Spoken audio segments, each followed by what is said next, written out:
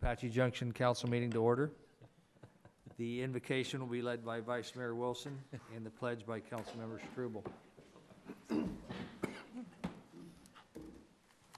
Heavenly Father, we are welcoming everyone into the new year as we continue to address city business and work towards our goal of keeping this a great community to live, work, conduct business, and raise a family.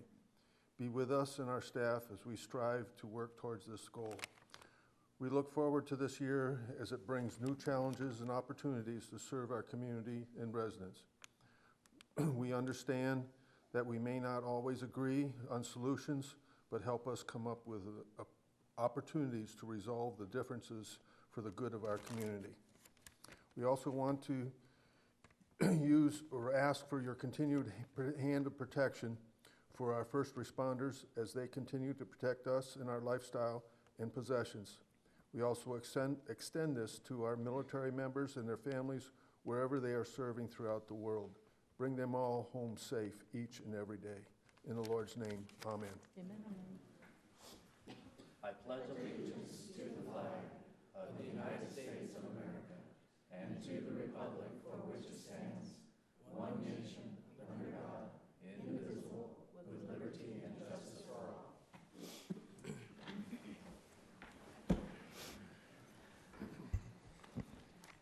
Roll call. Mayor Surtee, Here. Vice Mayor Wilson, Here. Councilmember Barker, Here. Councilmember Evans, Here. Councilmember Rizzi, Present. Councilmember Schroeder, Here. Councilmember Struble. Here. You have a quorum, Your Honor. Is there a motion on the consent agenda? Your Honor, I move that the consent agenda be accepted as presented. Second. Roll call. Councilmember Schroeder, Yes. Vice Mayor Wilson, Yes. Councilmember Barker, Yes. Councilmember Evans, Yes. Councilmember Rizzi, Yes. Councilmember Struble, Yes. Mayor Surtee. Yes. Unanimous, Your Honor. Any announcements? We'll start with Robin. Happy New Year. Okay. Robert? Yeah. Don't you mean Rogers? Yes. Just want to wish everybody a Happy New Year. Hope that everybody had a safe and happy holidays. Krista? Not really a current event, but I just wanted to thank everybody in the community for their generosity over the holiday season. We have our local residents and our winter residents that really pulled together, and a lot of families to help out a lot of the families that have a time of need. So for all the food donations, the clothing, the toys, thank you to the entire community for those donations. I think we truly have the most generous community in America, so thank you. Chip? Yes. I'd just like to say thank you for the community and as everyone for the condolences for the passing of my brother. My brother and sisters also appreciate this as well. Just to understand that he is no longer suffering, so this is a good thing. Thanks again. Well, Happy New Year's, everyone.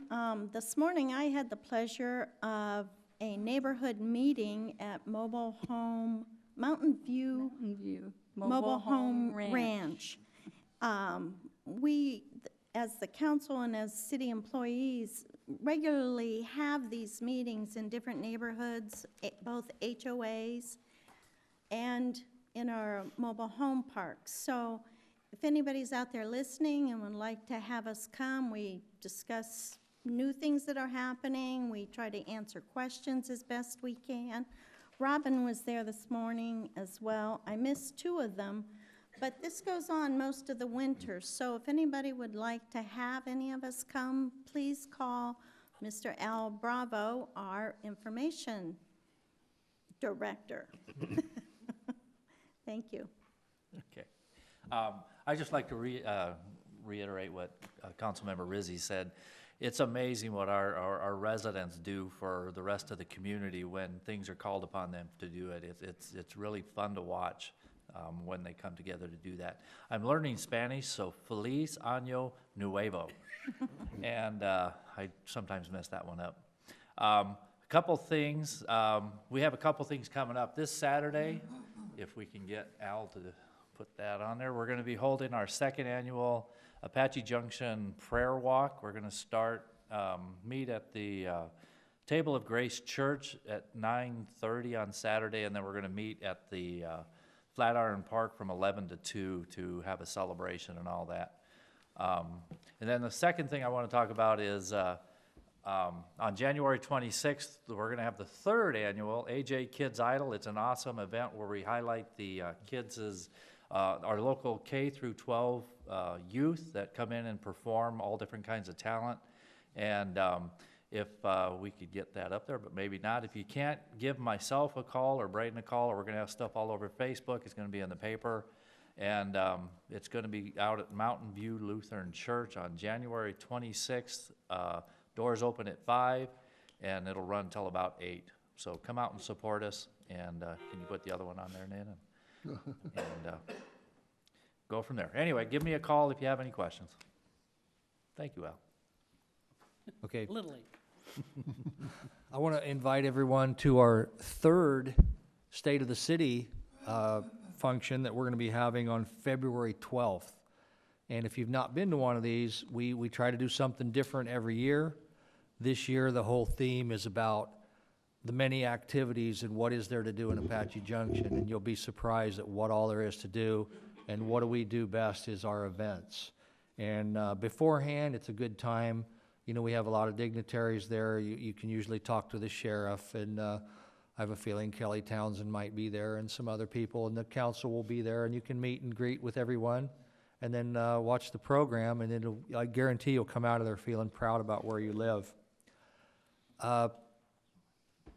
This weekend, the museum is having their biggest event of the year, and it's the Heritage Days.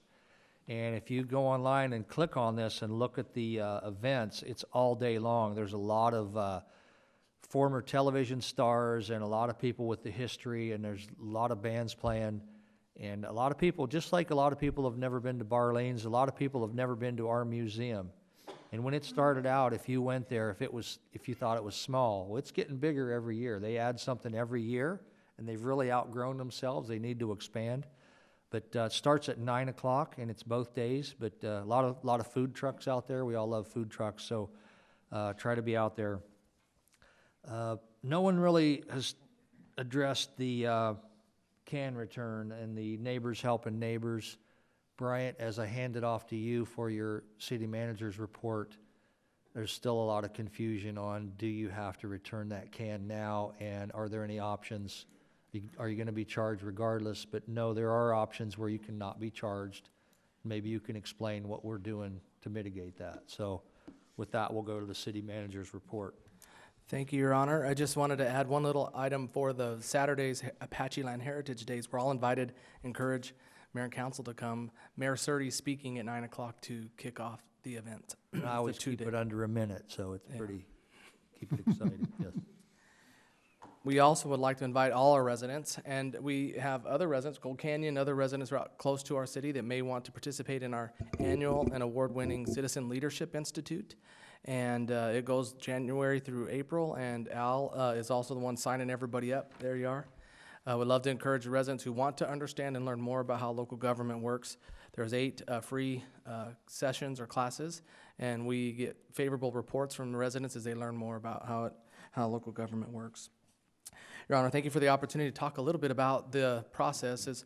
As our current open market system for residential solid waste trash service goes, I'm a resident for 20 years and lived here, and I've even changed services over the years. Never once did any of the trash services ever charge me or my family for having to pick up the can as you change services. And as in this open market system, we don't regulate or have the ability to decide if RAD decides to do this pickup for $50. So it was not expected on the city staff's part that they would do this.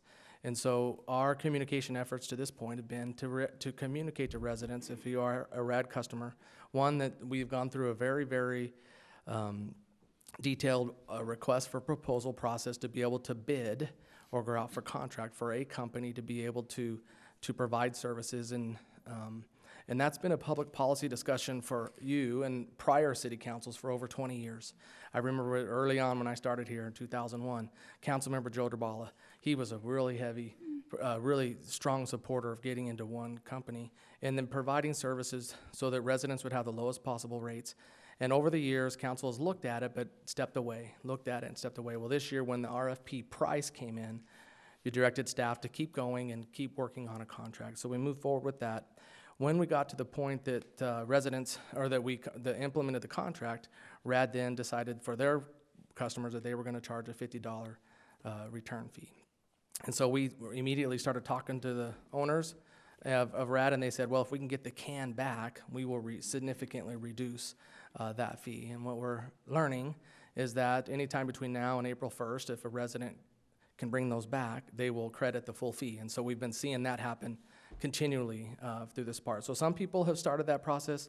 Some are going to wait till they're going to fulfill that quarterly process and then do that changeover in April.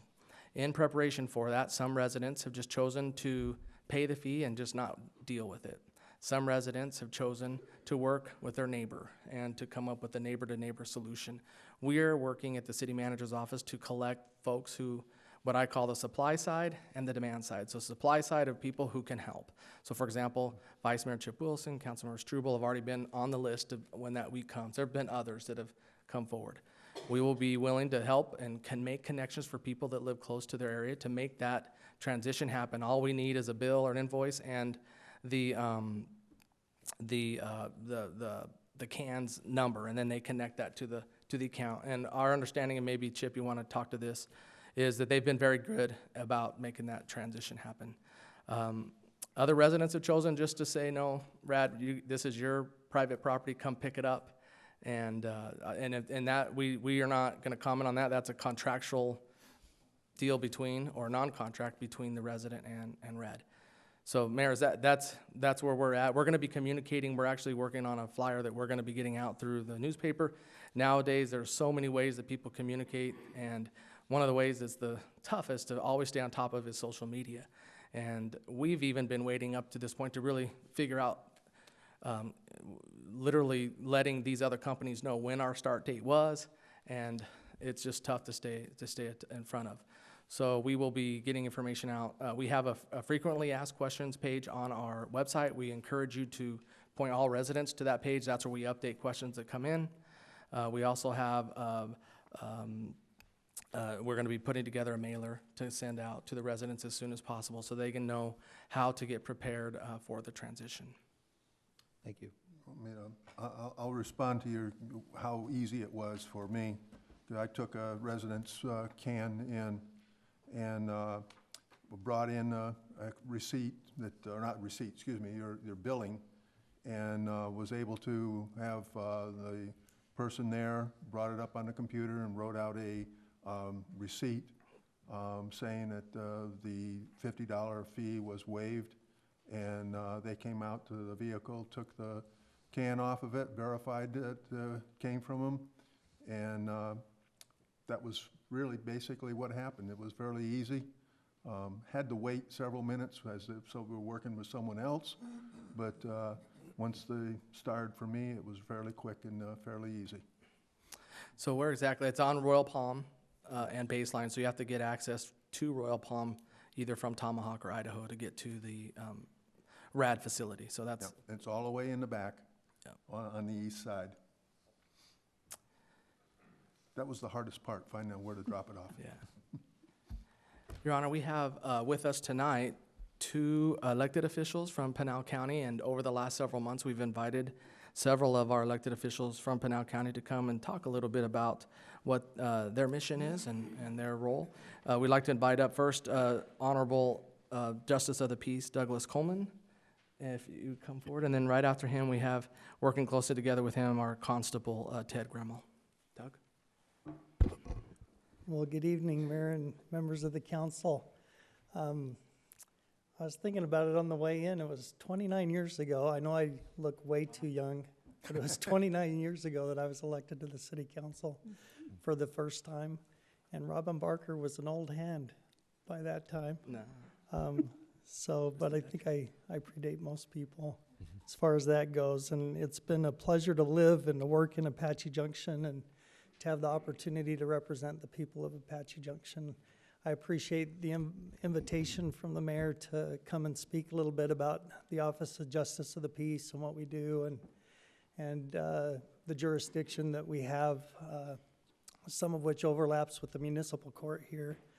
And I'll talk a little bit about that. But when most people, when they hear that I'm a justice of the peace, they want to know, well, do you do weddings? Is that all you do? And it's like, yeah, we do. I did 5 weddings last week. So we do a lot of weddings. But that's not the only thing that we do. Justices of the peace handle misdemeanor cases, including civil lawsuits, where the amount in dispute is $10,000 or less. So if there's a civil lawsuit that the amount being sued for is $10,000 or less, it's our court that hears that. We also do landlord-tenant controversies, including evictions. That's probably my least favorite part of the job. We do evictions Tuesday and Fridays. The thing is, though, is that there's not a whole lot of decision-making that has to go on my part. You don't pay your rent, then you have to leave the property. And but it's still hard when you have people that, tell you that they lost their job and they have 3 kids and they're going to be homeless. And so we try to point them to services when we can. We also handle small claims, and the small claims is a dispute of $3,500 or less. Usually does not involve attorneys unless both sides agree that they can have attorneys, but it's a really informal kind of hearing. The rules of evidence don't apply. And so anything that people want the court to consider as far as evidence goes, they're free to do that, to present it to the court. The thing about small claims is there's no appeal. So whatever the court decides, that's it. There's no appeal from the decision of the court on those small claim cases. We handle a full range of civil and criminal traffic offenses, including DUIs. JPs also resolve other types of misdemeanor allegations. We do shoplifting cases, petty theft, bad checks, violating orders of protection. And like other trial judges, we also handle requests for orders of protection and injunctions against harassment. I was really surprised at how many orders of protection are requested here in our community. I've done as many as 8 in one day, requests for orders of protection. It's surprising, to be honest. And sadly, it's around the holidays it tends to spike, because that's when everybody's with family, and that's when the family arguments occur and sometimes get out of hand. But the number of justice courts in a county depends on the population of the county. Pinal County used to have 8 justice courts, and the Board of Supervisors, in their infinite wisdom, consolidated and went from 8 courts to 6 courts. And so we are precinct number 6 here in Apache Junction. And I have the privilege of presiding over precinct number 6. We handle a lot of collection cases, bad debt. People will default on their credit card payments. Companies come in and buy that debt, and then they go through a process that the court oversees to collect on that debt, including garnishing people's wages and things like that. We do hear all types of civil and criminal traffic violations.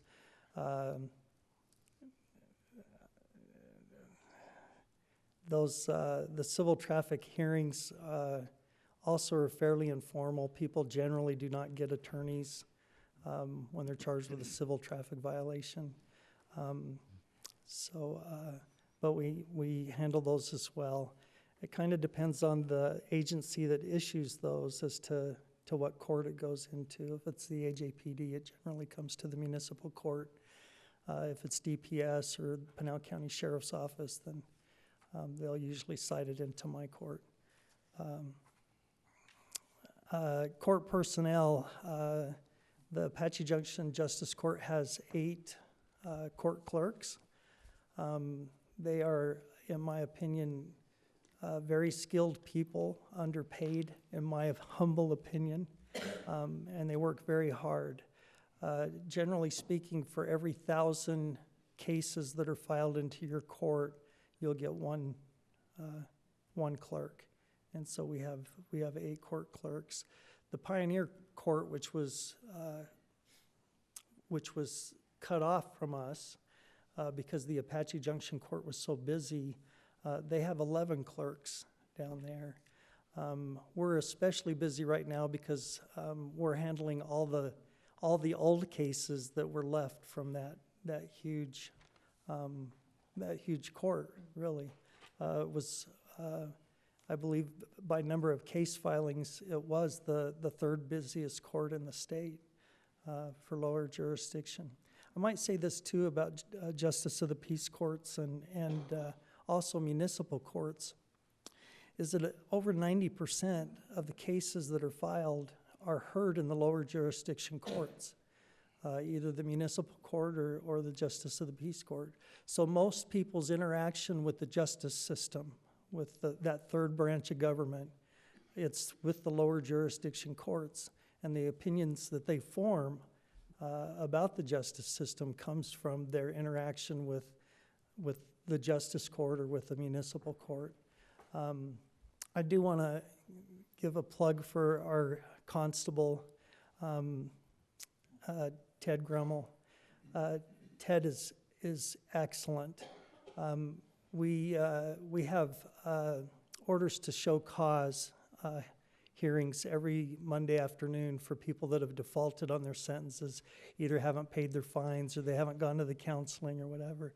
Ted has started a program where he calls in advance to remind them that they have court and that they need to show up, or they could face a failure to appear charge as well as a warrant being issued for their arrest. And I have to tell you, the number of people that show up for their court date has vastly improved since Ted's become our constable. And I've really had a good relationship and admire the things that he does as our constable. So I'm going to open it up. If any of you have any questions for me, I'll try to answer them. Are there any questions? Are you open 5 days a week, or? We are open 5 days a week. Court hours, we generally open the doors at 8 o'clock. I'll see walk-ins, which are people that have outstanding warrants. They'll come in and we'll review why the warrant is. I usually quash the warrant if they'll come in and see me, and we'll set them up on whatever it is that they need to complete their sentence. And we're open until 5. So that's kind of our schedule. And then if Gail wanted to get married again, she'd just call up the court and how's Gail could call me directly. But yeah, it's interesting the requests that I get. You know, to me, when I got married, it was a big deal. But I have people that'll call me in the morning and ask me if I could marry them in the afternoon. And it's like, have you thought about this? Maybe But- that's the point. Or they had too much time to think. Yeah, but that's to me, that's the best part of the job. That's the funnest part, is to being able to perform those weddings for people.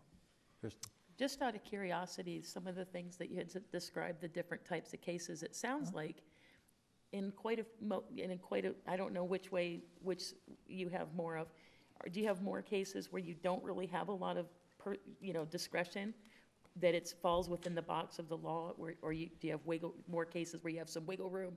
You can say, look, the situations, let's work with this person. Which would you say you have more of? Just curious. Well, the law is the law. Mm-hmm.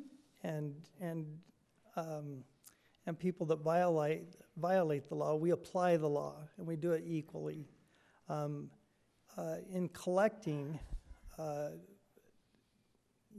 fines and that sort of thing, we do have a little bit of discretion as to how we do that. We can offer community service if they're unemployed, or they can perform community service, and we'll credit them. It's at what the minimum wage rate is, but we can credit them that way so that they can keep up on their fine payments that way. So we do have a little bit of discretion as far as how we collect and that sort of thing. But generally speaking, the fine structure is pretty well set. Because they don't want you to come to one court and, one person get one sentence and then same offense in another court and somebody get a different fine, so that's pretty standard. It's good to hear the different, I don't know if it's necessarily a program, but the different opportunities that are being provided. Like the city has provided different opportunities for people to pay off fines and work them off. It's it's always better to work with somebody if you can, when and where you can, Yeah, and kind of help agreed. them. Yeah, a little bit more restorative justice. Yeah, That's great. thank you. Any other questions for me? I wanted to ask, it's been a bone of mine for a long time about, through the center of our city, we have State Route 88, so any ticket that a DPS officer writes appears in your court and not the city court. And is that a big part of your day on those tickets? And how could we get those into our court? And Bryant, would we want those in our court if we could ever get them? And is it that way all over the state? Do all of the DPS go into JP courts? From our end, it won't matter. I mean, it doesn't matter. It's, I don't know, I haven't talked to Judge Hazel about that, what his perspective would be on it, but, Yeah. yeah. Yeah, generally speaking, I would say it's the agency that cites into which court it's gonna go into. So if you had police officers on 88 citing, So we do get some. I would ask Yeah. if that's where it would go. I should mention too that I do search warrants and subpoenas for the city. I'll have officers come over to the JP court and ask me. Every 6th week is my turn to be on call. I'm on call this week, so 24/7. I can get a call at 3 in the morning asking for an emergency order of protection or a search warrant. So after hours, there's always a judge that's on call. And with the 6 precincts, it rotates through. I have it every 6th week. I happen to be on this week. Well, that's great that the county and the city are working together. That's the reason for asking you guys here, is to see how can the city and the county transition and help each other better. So, Yeah, thank you.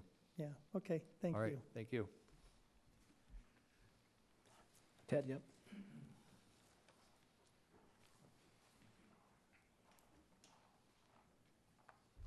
Mr. Mayor, City Council, thank you so much for this opportunity to speak tonight. Judge Coleman, thank you for the compliment. I can't even begin to tell you how much of a privilege it is to work with Judge Coleman. I've known of him since the early 90s, as all of us have, and to now be working with him daily is nothing less than a privilege. For nearly 30 years, I've been a public servant.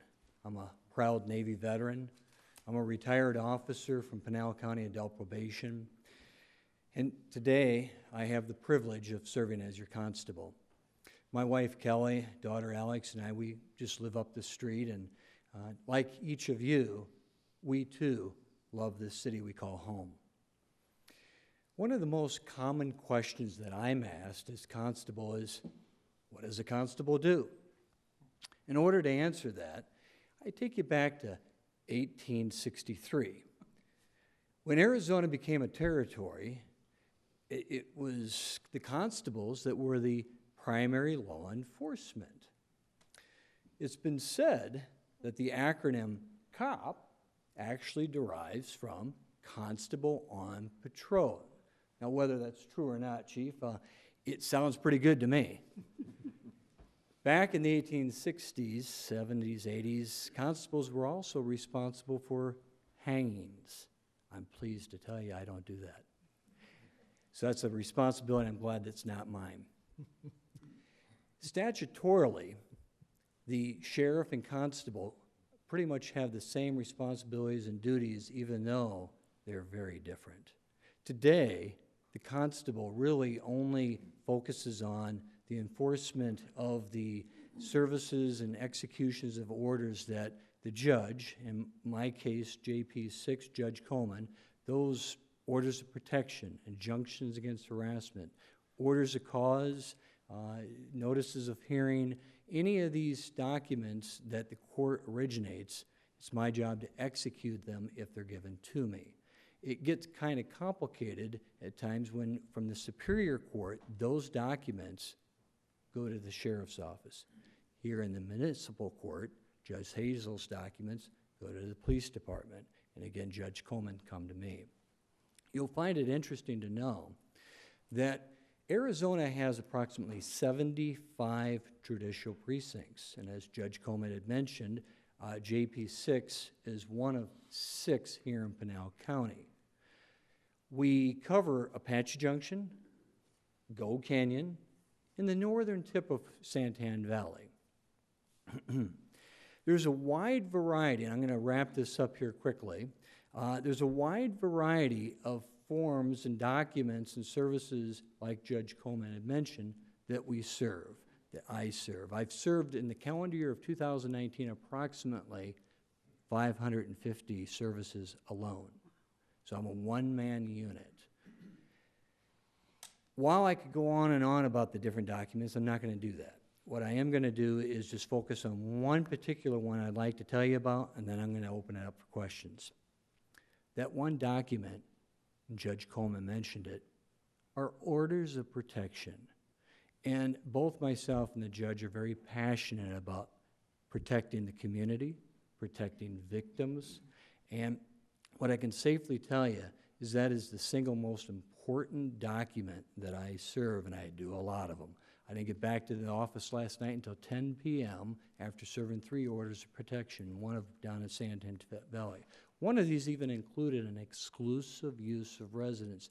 So I'd like to articulate what that means. And by the way, if you're not familiar with it, back in October of 2018, 2 Tempe police officers went to serve an order of protection. Both of them were shot. Now, thank God, both of them are fine today. But that gives you an example of how serious it is. And I'm out there doing it by myself often. Now, occasionally, I am so lucky to get the assistance of AJPD. Anytime I ask them, they're there. But they're so busy that I try to do most of these things on my own. But they're there anytime I need the help because it is, again, safety.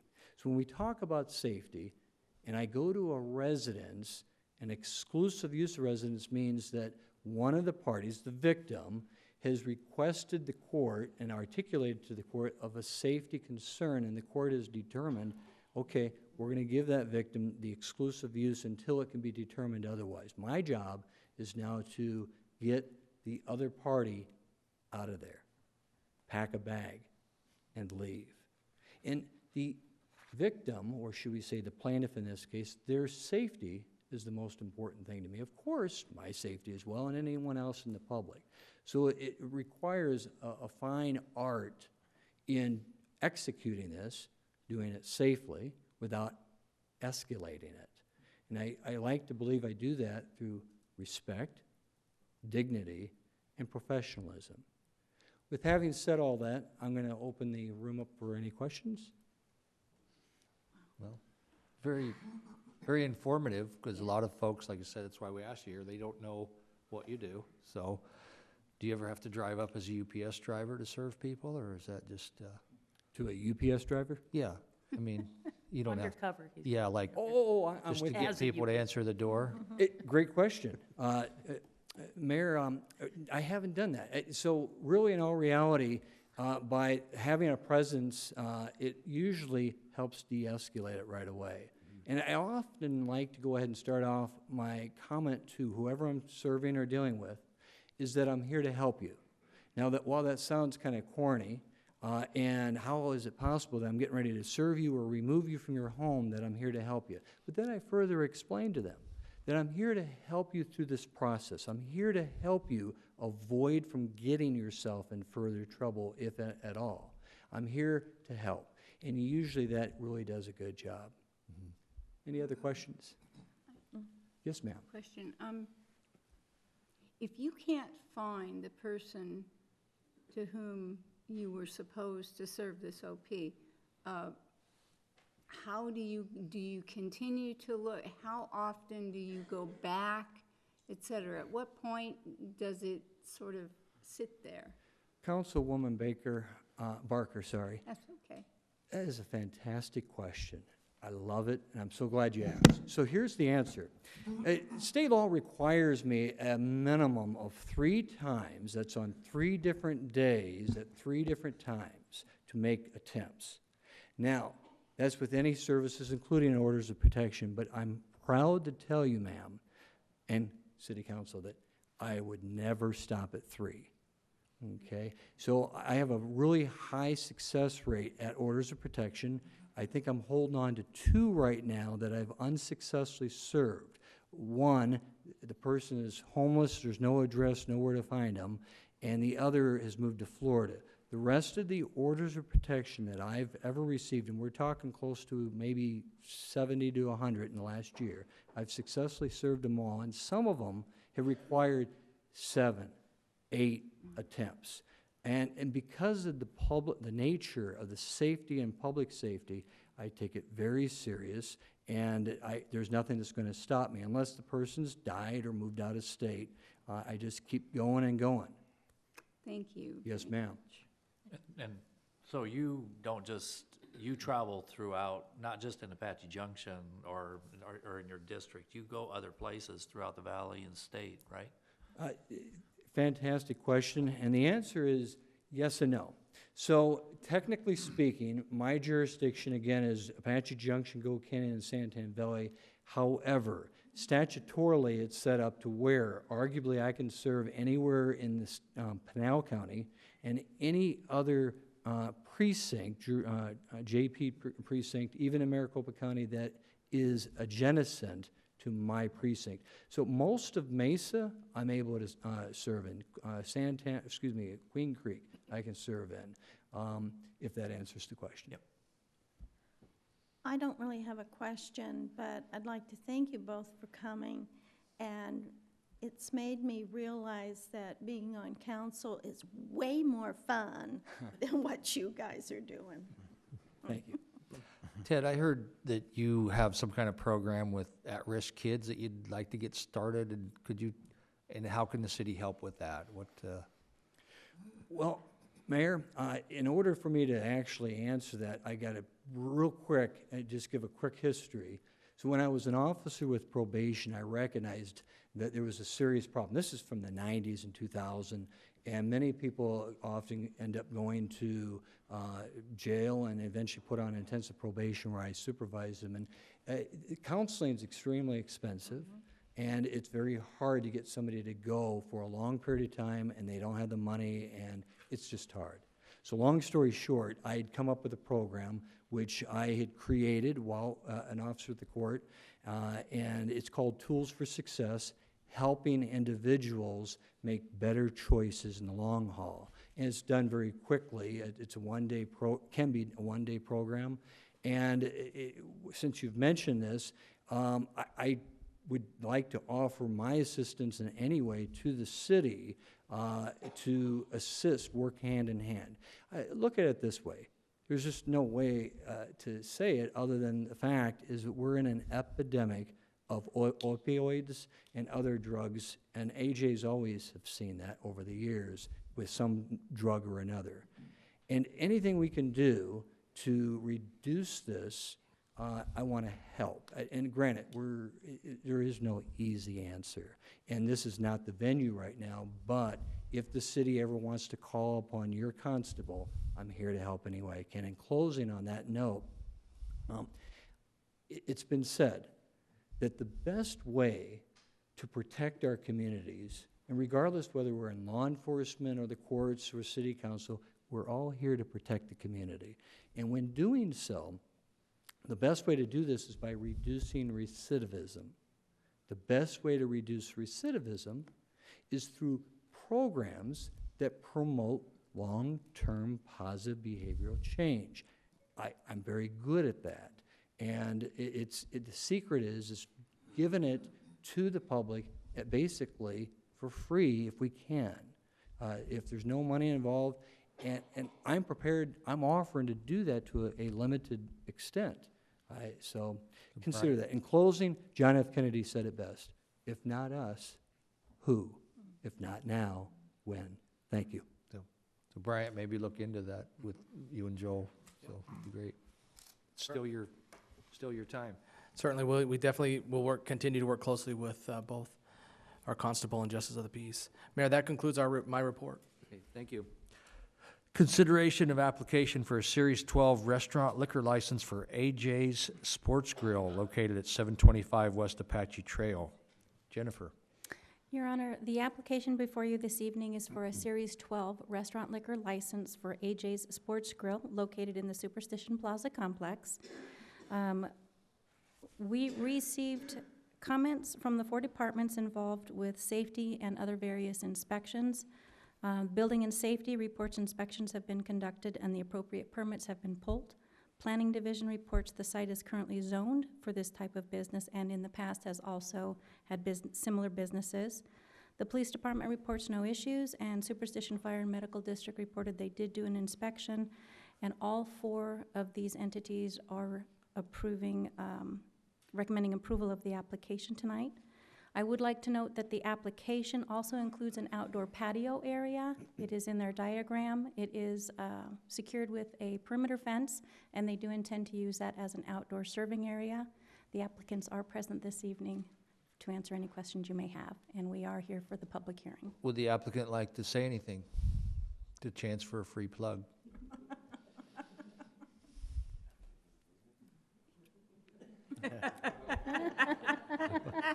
Come on down. Yeah, come on down. It doesn't. Okay, you don't have to. Yeah. And, okay. I know I've been checking the progress. I've been wanting to do a video over there to let everybody know what's going to happen, so. Okay. All right, any discussion among the council? Doesn't look like it. This is a public hearing. Would anyone like to speak on this issue? Hearing, seeing none, I'll close the public hearing and ask for a motion. Your Honor, Yes. I move that the application for a Series 12 restaurant liquor license for AJ Sports Grill located at 725 West Apache Trail, Suite 2A, be recommended for approval to the Arizona Department of Liquor Licenses and Control. Second. Roll call. Councilmember Barker? Yes. Councilmember Struble? Yes. Councilmember Evans? Yes. Councilmember Rizzi? Yes. Councilmember Schroeder? Yes. Vice Mayor Wilson? Yes. Mayor Surtee? Yes. Unanimous approval, Your Honor. Presentation and discussion and consideration of the construction agreement with DBA Construction Infrastructure Improvements for the Grandview neighborhood. Raquel.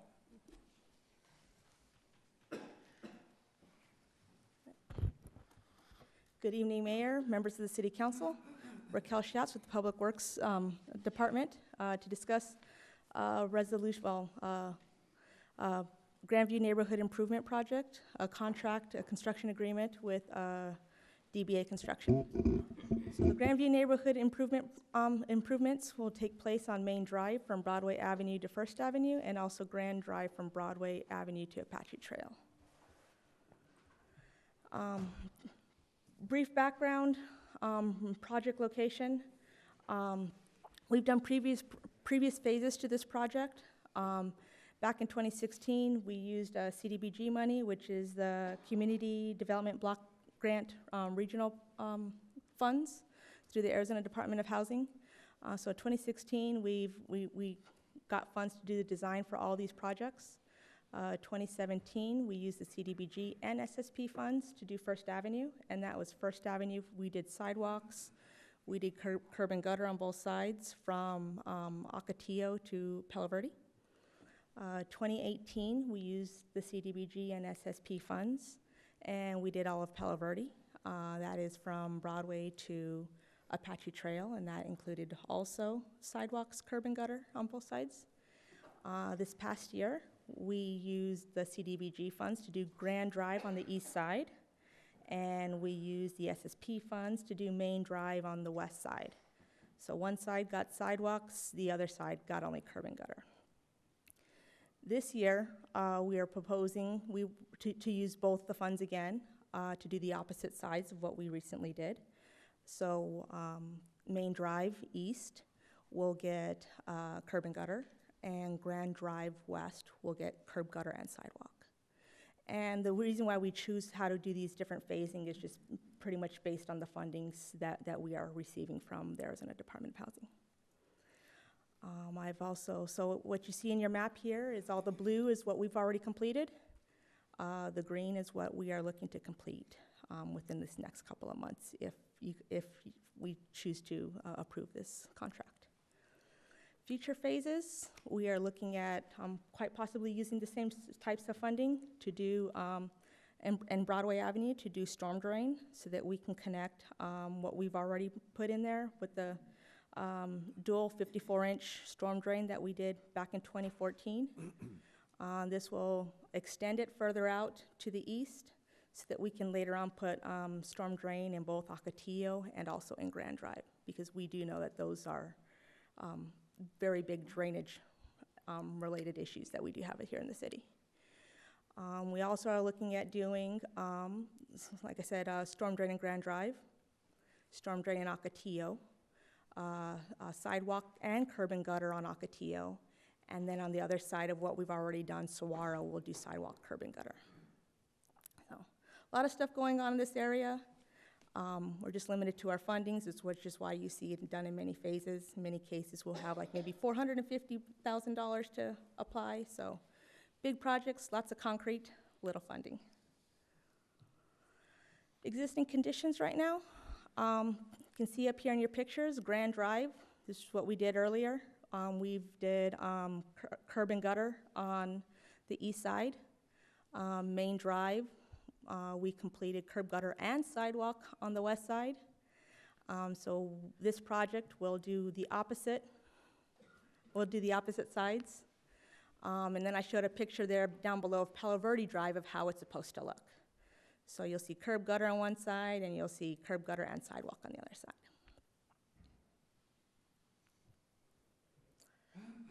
So we had a bid opening on December 11th, 2019. In which we received 3 bids. The lowest bid was about $536,000 and change, and the highest was about $661,000. So we took the lowest bidder, which is DBA. We checked to make sure that all the documents that were supposed to be submitted were submitted correctly. We would like to add a 5% contingency, which gives you, which is about $26,000, $839. So that brings the grant construction total of $563,631.08. Of that, about $280,000 of that is SSP funded, $91,422 is CDBG funded. General funds per resolution 1904 will contribute $70,915, and HERF will contribute $100,000. And I say overages because if we don't use the 5% contingency, then it may be less than that $26,000. So. And where would that go then? Excuse me? If it doesn't get used, what happens to the contingency? Oh, it just remains in HERF for HERF to use for other projects, since this is HERF funds. So, and so far we have right now for a construction schedule, we would like to give the notice to proceed January 27th. This is a 90-day duration project, which brings it out to May 4th as being the final construction date.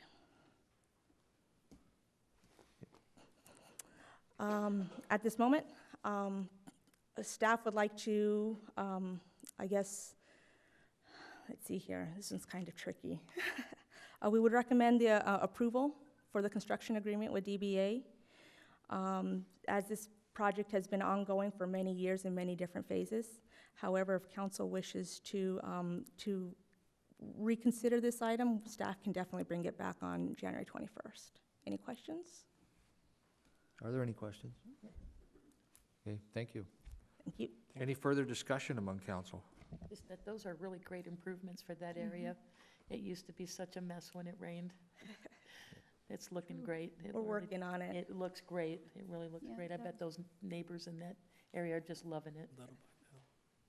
If no further discussion, I'll ask for a motion. Your Honor, I move that the construction agreement with DBA Construction for infrastructure improvements to the Grandview neighborhood be approved in the amount of $536,791.50, allowing for a contingency of 5% for a total, project total not to exceed $563,631.08. Second. Roll call. Councilmember Schroeder, Yes. Councilmember Barker, Yes. Councilmember Evans, Yes. Councilmember Struble, Yes. Vice Mayor Wilson, Yes. Councilmember Rizzi, Yes. Mayor Surtee. Yes. Unanimous, Your Honor. Presentation and discussion on consideration of award to contract to Viasun Corporation in the amount of $151,711 for the lining of Delaware Drive ditch. Shane, who still has a football team in the playoffs. Right? Oh, Bison, roll on. Yeah. Thank you, Mayor, council members. Good evening and Happy New Year to you, as well to fellow staff. And you can see Public Works is charging out hard out of the gate here early this year, out of the gate with some of these projects. This is another drainage project. As you can tell, we had a significant late monsoon, so I do want to recognize that, this is just one project where there's a lot of other drainage projects out there, and we've had a lot of citizens through the city, ask us, inquire, show a lot of frustration with some of these drainage projects, so we're happy to show some good movement here tonight with you with some of these drainage projects that we've recognized to move forward with.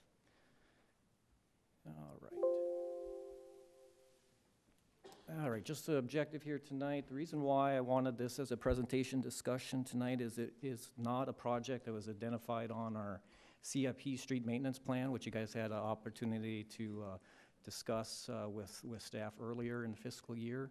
So this is a project that has come up because of a need, and we'll go through that need here in a minute, go through somewhat the cost.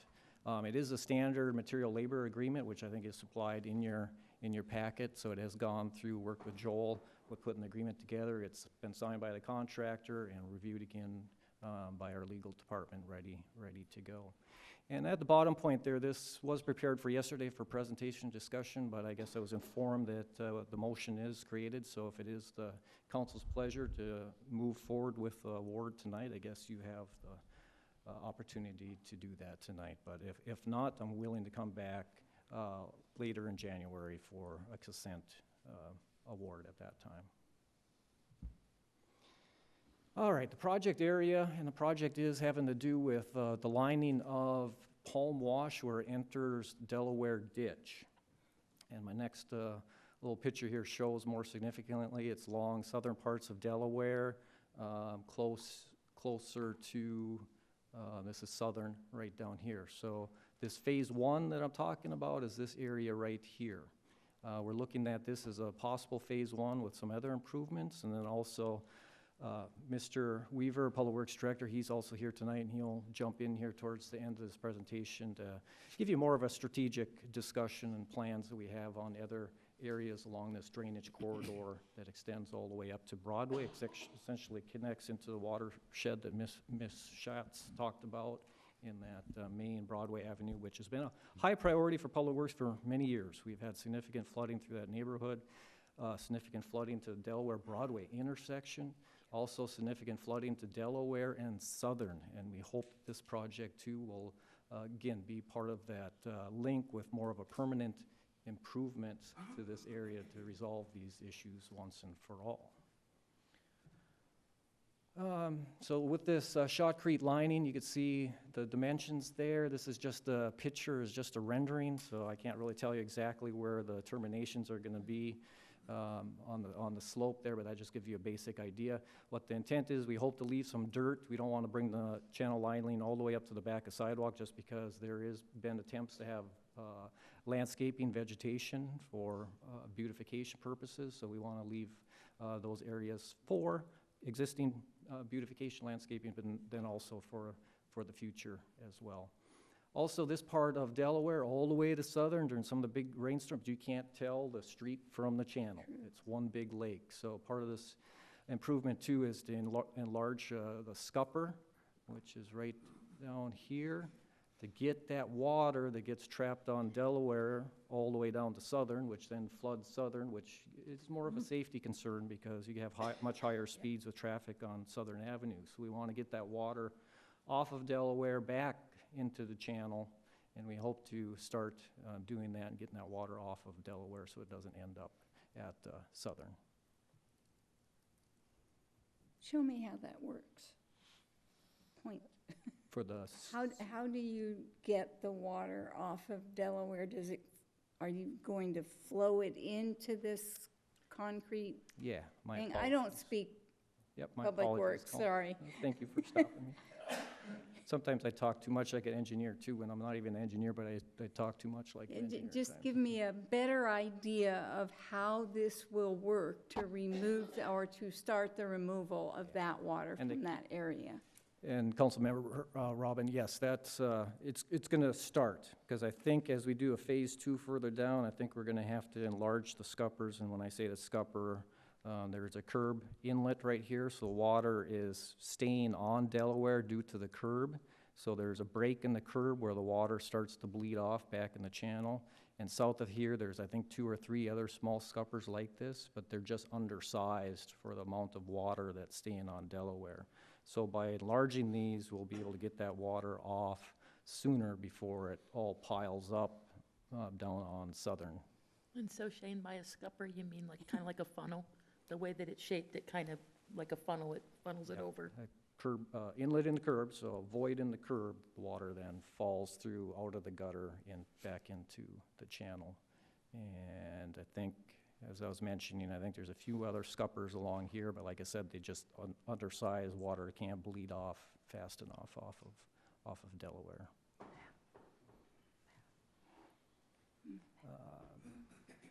Hopefully that answered your question. Go for it. Shane, I have a question. Yep. So with us doing this now, understanding that this is the beginning of the project, because we've all talked about for so long just putting that in a pipe. Is this like double doing it? We're gonna first line it and then at some point be able to go back in?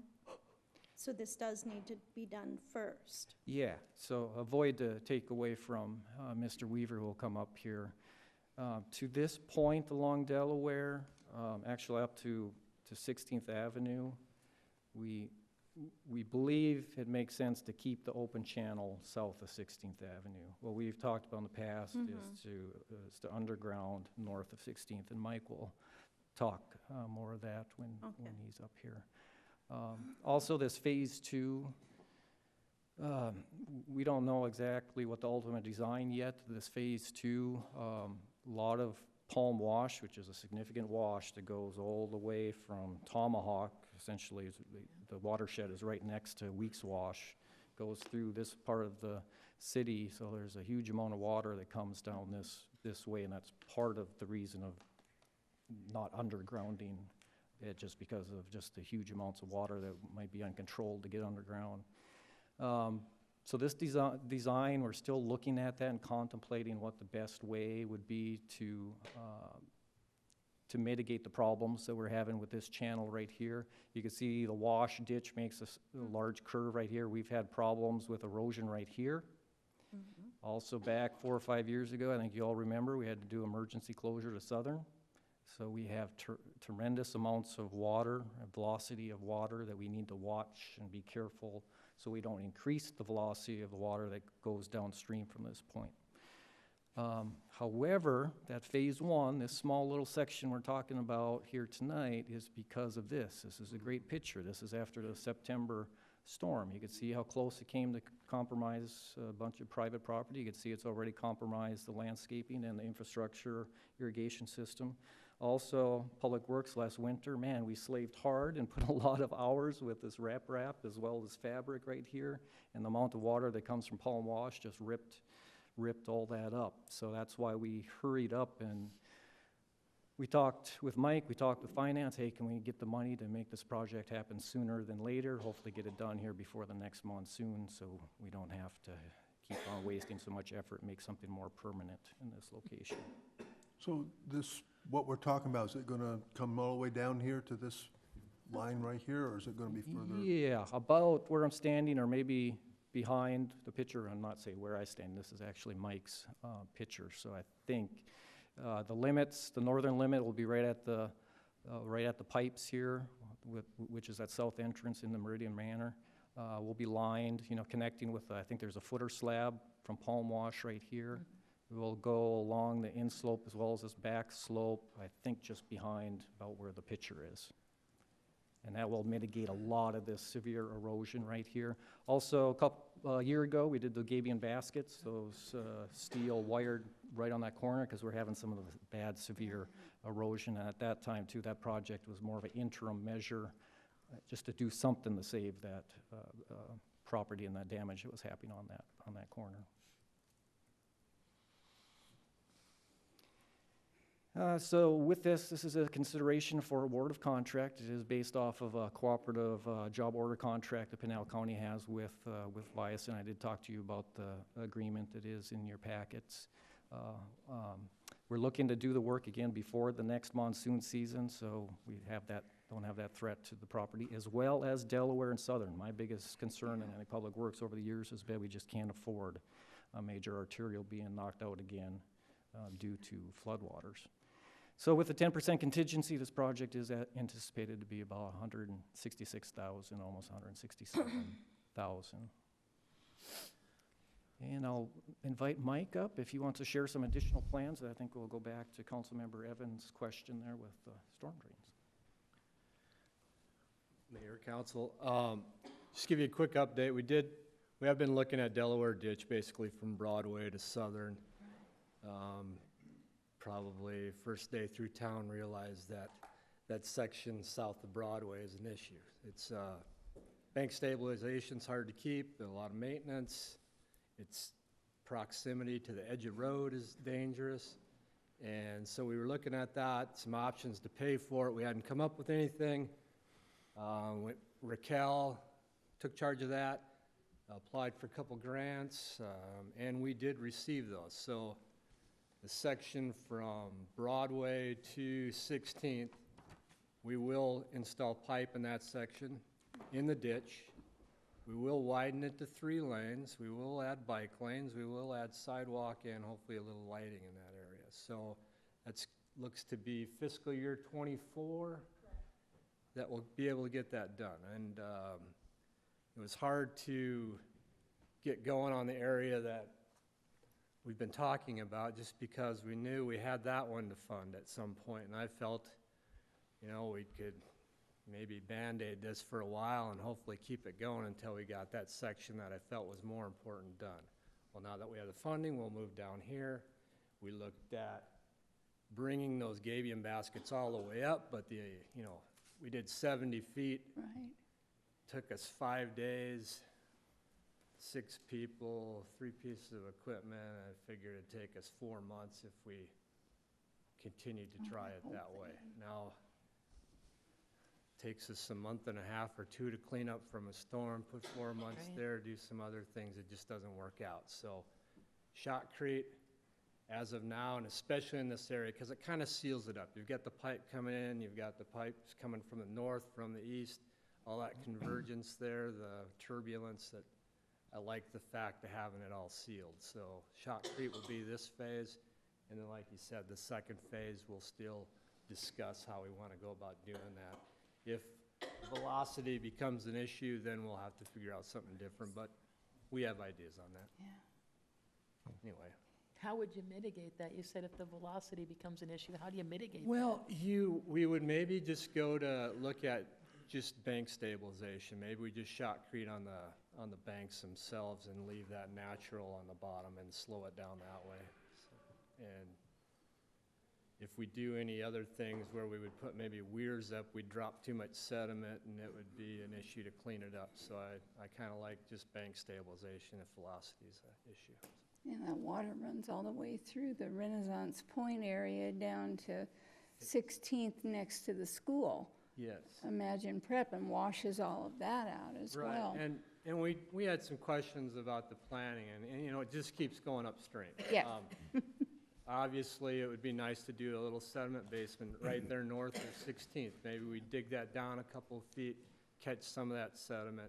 When you get just east of Delaware, I don't know all my streets yet, but just east of Delaware, where it crosses underneath Delaware, Palm Wash, there's a horseshoe road in there where it crosses, and we get a lot of sediment in that area. We need to get in and dig out the area just south of that road and just east of Delaware and catch some sediment there and give it an opportunity to get off the road. And then you just keep working your way Gotta up. keep working your way Yeah, back. and Yeah. so we really want to address it from the north end Yeah.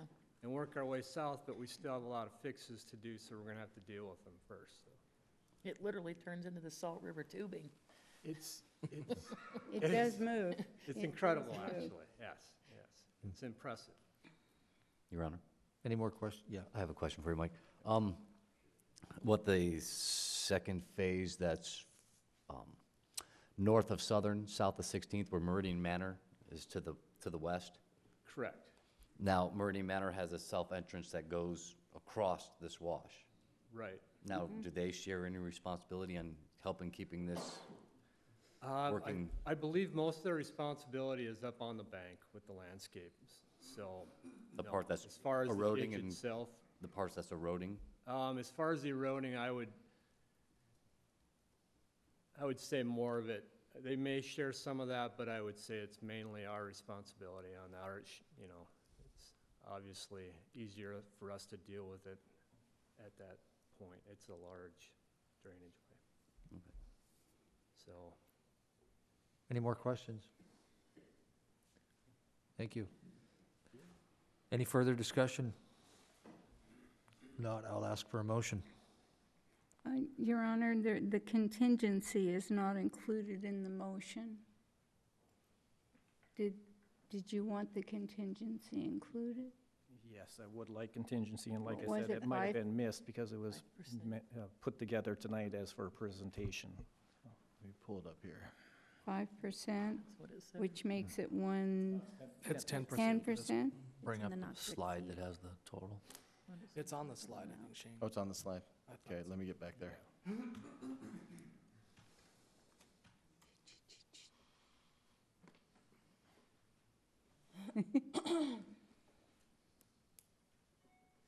There we go, 10%. Okay, Your Honor, I have a motion then. Okay, I move that the construction contract with Viasun Corporation for the lining of Delaware Drive ditch at Palm Wash be approved in the amount of $151,711, plus a contingency of 10% for a total of $166,882. Be approved. okay, I heard a second. Roll call? Councilmember Rizzi, Yes. Councilmember Evans, Yes. Vice Mayor Wilson, Yes. Councilmember Barker, Yes.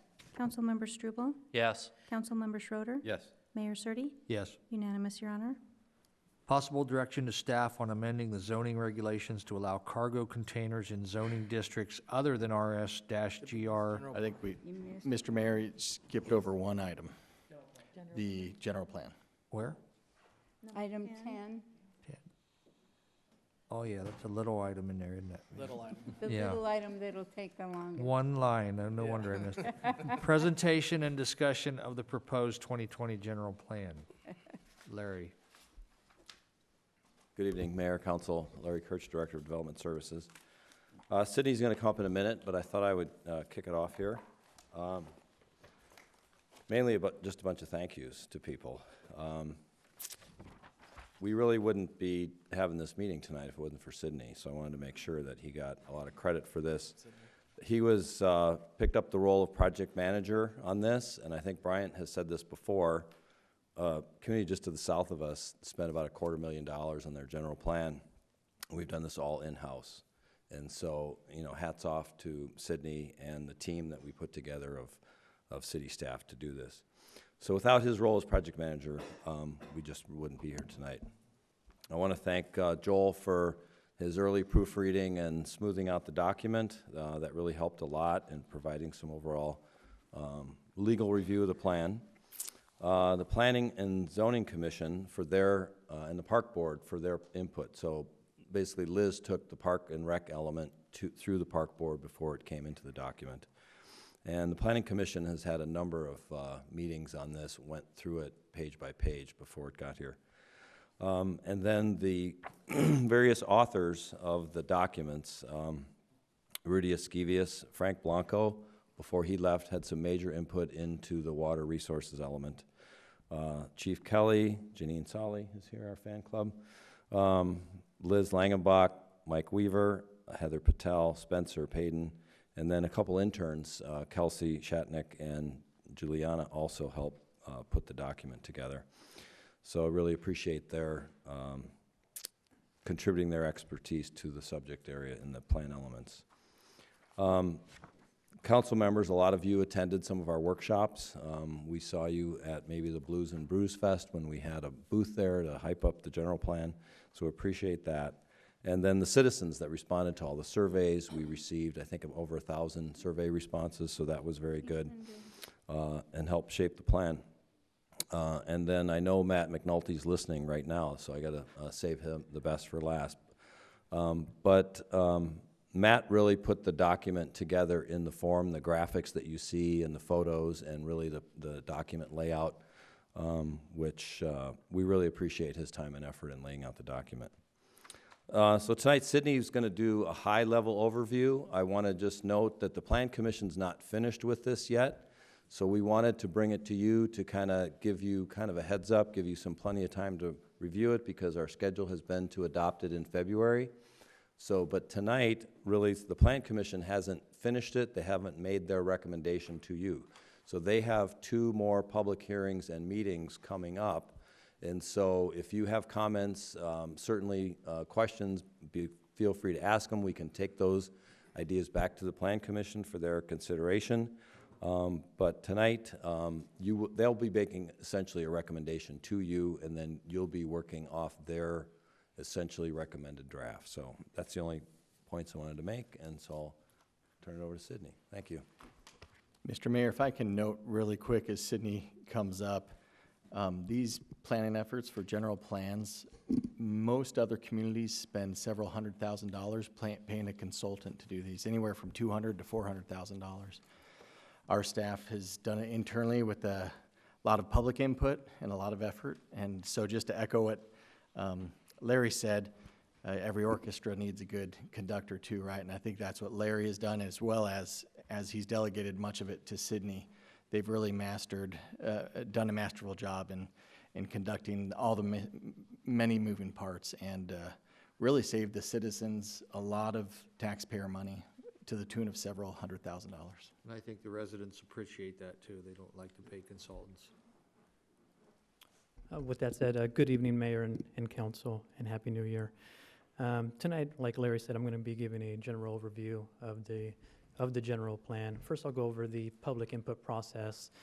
Then I'll go over briefly the formatting of the plan, how it's divided, and then we'll go over the core of the plan. Really, is the general plan elements. The slide that you have in front of you right now is the public input process. We had 3 community open house meetings here at the MGC. We had a number of attendants who had received comments from the public about the previous plan, what they want to see in the future. We also held a 4-month online survey asking a number of items. Most of you have seen the survey, have taken the survey, and seen the presentation that was given along with the survey. Over 1,300 respondents replied or provide their input. The majority of those respondents live here full time. So they were not seasonal visitors. There were people here that are full time. I think the percentage was over 85%. We also gave presentations to the commissions and boards and all kinds of interest groups. And we've taken this plan to the Planning Commission, and they've reviewed this chapter by chapter and given us their comments, and we have made changes and brought it back to them and back and forth. We've also advertised the general plan process, the community meetings, the survey, and the draft plan that you have before you tonight online. So we've tried to be as transparent as possible. And lastly, as mandated by Arizona Arizona revised statutes, there is a 60-day review period that is required. We just finished that review period today, where we sent out the plan to neighboring municipalities such as the City of Mesa, Queen Creek, Pinal County, Maricopa County, other government agencies such as MAG, and we really didn't receive too many comments. We received 2 comments from the State Land Department, and they were in favor of the plan. They were generally supportive, and also the Public Health Office of Maricopa County, and they were also supportive of the plan. The plan is really divided into 3 parts.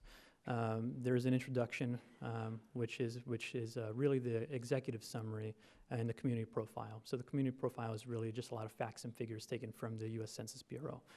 The plan, part 2 of the plan is really what we're going to be discussing here tonight. It's the heart of the plan. It's the elements. And part 3 is the plan implementation, which hasn't really changed much, and is really very similar to other general plans that are found in other municipalities. In fact, the verbiage is really just the same as the previous general plan. And that is really how to change the general plan and how to monitor the progression of the general plan. So with that said, here are the 12 elements in front of you. The reason why elements 4, the downtown element, and elements 8 are highlighted is because they're a bit atypical. Staff has taken a different approach when it comes to the downtown element. If you look at other general plans from other municipalities, there isn't a downtown element, but staff thought this would be an appropriate time and place to address planning of the downtown. Also, we've taken a different approach with the water resource element that we will discuss when we get to that slide. The next few slides, I'm just going to go over the high-level highlights, really, of the chapter, what the chapter talks about, what it notes. Here we have the environmental element. What it notes is the importance of dark sky regulations, the importance of supporting and low-impact development, and also preserving wildlife habitats, and also the possibility of providing an incentive for a green building program, as well as documenting and possibly preserving archaeological assets when found during new development. The Parks and Open Space, Parks and Recreation Open Space element really notes what we have as amenities in our community currently. So in front of you, you'll see the classifications of those amenities, such as mini parks, neighborhood parks, and how those are classified and distinguished due to size and the types of amenities that they have. At the end of that chapter, there's also a map to note where they're located through the city and where possible future parks will be located. The housing element notes a pretty good insight in terms of our housing stock. Using Census Bureau and using a survey that we had in-house, the results noted that 62% of the housing stock in the city is manufactured and recreational homes. That is not typical in other cities, as you know. Only 31% of the homes are site-built, and a very small percentage of multifamily, 7% are designated that. So what the chapter really talks about is the importance of diversifying our housing stock going forward in the next 10 years through this general plan. The implications of not diversifying our housing stock really has an impact on the demographics of the community. Like I mentioned earlier, we have large seasonal visitors, but perhaps we could curb that with more people that are here with different housing types. And also it'll help the overall image of the community going forward. As I mentioned, the downtown element is atypical to a general plan. We did have a general plan boundary years ago. It's the downtown redevelopment boundary, and it was also noted on previous maps in the general plan. But when we were looking at this map and this document, we decided to use really best practices to really concentrate and help the development of the downtown. So what we did is we tried to limit the overall scale or size of the downtown area. So we limited it to Ironwood. Previously, the downtown area was all the way to Meridian. So best practices really say that from the center of a downtown, it's walkable. In order for it to be walkable and usable, it's no more than 3/4 of a mile in either direction from the center of the downtown. So that's what we tried to focus on. The Planning Commission also provided great insights in this downtown element. They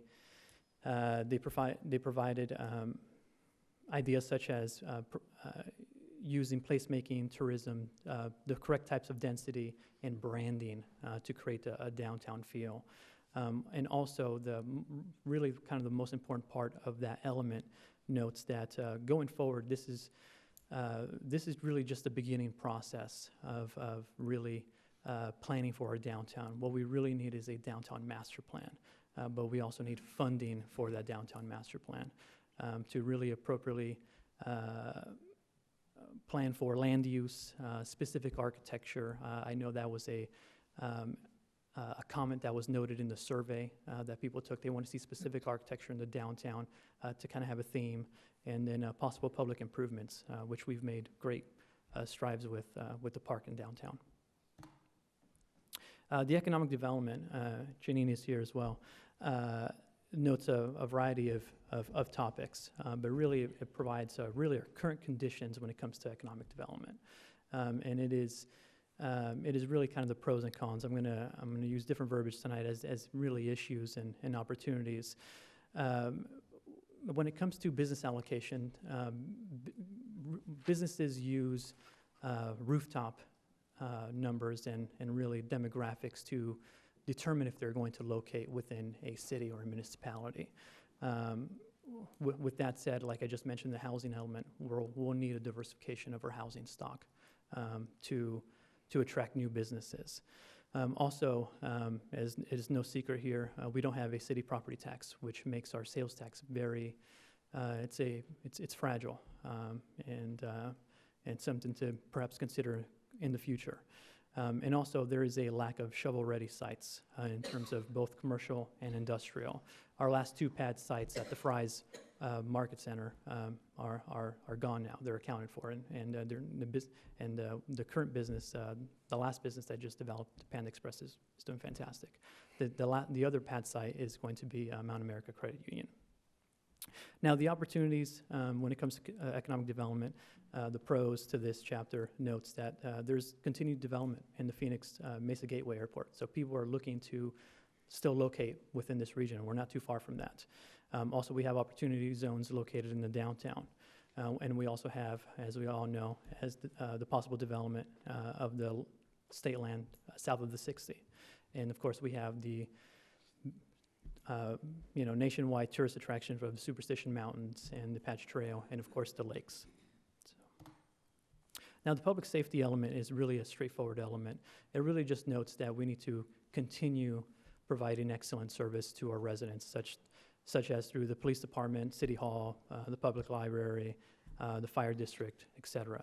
But like as I just mentioned, with the development of the land down south, we will need additional funding and planning for additional resources in that area. The circulation element really summarizes the active transportation plan that the City Council has adopted in 2019. And it also notes current conditions. So streets north of Baseline, of course, were developed at a different time prior to the approval of that plan. But when new development comes in, or infill development comes in, we will have the developers adhere to the active transportation plan, and we will kind of work backwards from there. All new development south of Baseline would adhere to the active transportation plan from the get-go. It also notes the SR-24 will start construction shortly, and it will alleviate a lot of the traffic on Ironwood. Now, as I mentioned, the water resources element, we've taken a different approach, and and Larry is here, and he could expand on that if you'd like. But really what we're talking about is an AJ 1H2O concept, which is really looking at water as a one single resource and not as a separate